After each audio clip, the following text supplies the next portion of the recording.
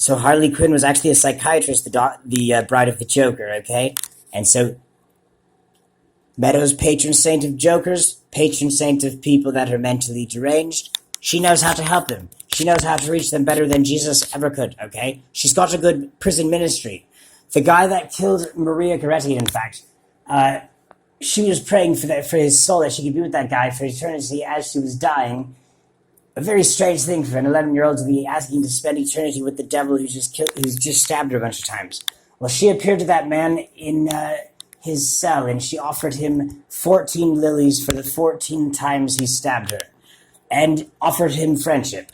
Well, that changed the heart of a very, very evil man, because that guy was really evil. His motive, his reason for killing her was actually because when he saw her pray, he said she really prays. She's very devout, and she's so holy and pious and innocent and pure, it makes me want to ravage and kill her. That's a very evil man, and to be motivated to do that for those reasons, because she, and in the scriptures, Jesus says, if you harm one of these little ones who believes in me, cause them to sin or hurt them, better that you have a millstone tied around your neck and be tossed into the sea than to do that. So Maria Goretti actually proved that she's a lot more merciful than God, than the male God, or than Jesus Christ, because she went into that guy's hell, descended into hell, went into the cell to minister to that person, a prison ministry, the only prison ministry that would have turned a total devil into a guy who's up for canonization. After she did that, he began to preach extremely fanatically and fervently about what happened. And preaching, he became good friends with the mother of Maria Goretti, who said, if my daughter forgave you, it would be a sin against my daughter if I held anything against you. And it turned out that this guy was the greatest blessing, because he was writing all these letters to the Pope to get this girl to become a canonized saint, a very unusual canonized saint as well. And the man that did that nightmare turned into a very good thing. That man that stole all of her dreams, in the end, made her dreams come true more than anybody else she actually met. So the interesting thing is that some victims of Ted Bundy were appearing. I thought they were appearing to me. I mean, I was having visions, and then this 1974 penny shows up, and the person that had first appeared, most of these victims died in 1974, okay? And that was... Anyway, a bunch of coincidences, like, it's more than just, like, the imagination. There's, like, these signs that show up. I got out of the jail, and I find out that I'm in the city of Ted Bundy's first victim, Elizabeth Perry. I did not know that, because... I mean, I would have had no clue, because, she was going to college in another state, so that cannot be coincidence. You cannot suddenly have conviction repeatedly that these victimized women of this serial killer are communicating with you. Then you find out you're in the city of his first victim, of the first victim of their killer. And so I went to the Golden Valley Humane Society, where Elizabeth Perry is enshrined on a plaque, because she used to work there with her father, okay? And I placed my hand on the plaque, and I started to say a prayer and raise my mind and heart to her, ask her for the grace to be obedient and to do what I can to make the dreams that were stolen come true, and to not be a bad person, offensive, not hurt other people and stuff like that. Well, while I was there at that Golden Valley Humane Society, I get a text from this spiritual guy that did not know I was going on a pilgrimage to a murder, a victim who was stabbed to death like Maria Goretti, okay? And the text was about Maria Goretti and about that story.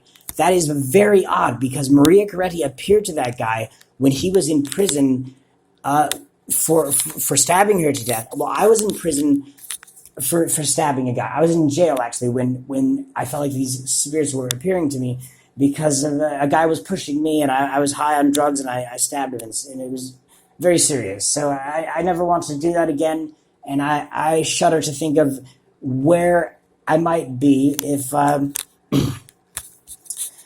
didn't have the tremendous graces, gifts, and blessings from these lovely intercessors. I know Jesus is gonna reach me.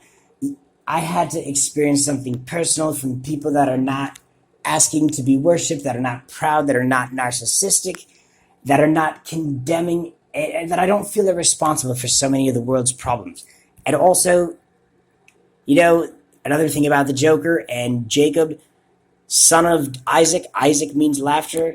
Jacob was a contender with God, a supervillain, okay? So who would Batman be without the Joker?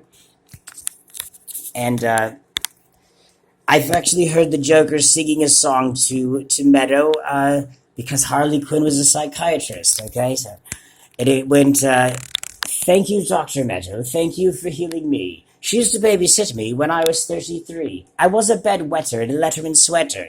She tried to change my diaper, but I would not let her. She's like a professor, only she's 10 times better. Without her help, I might be a bone collector. She said, if you must yank one out, make it quick, and never fantasize about murdering a chick. God couldn't reach you through any other means, so he gave you a messiah. She is your queen. She transferred thoughts through my soul like osmosis. She took me out to Dairy Queen with Abraham and Moses. She gives me sanity, everybody knows this, while I was eating mushrooms with Ezekiel and Moses. She said, be chaste as the lily, and don't do nothing silly. I'll buy you an orca that acts like Free Willy. I said, thank you, Dr. Meadow. I've always wanted whales.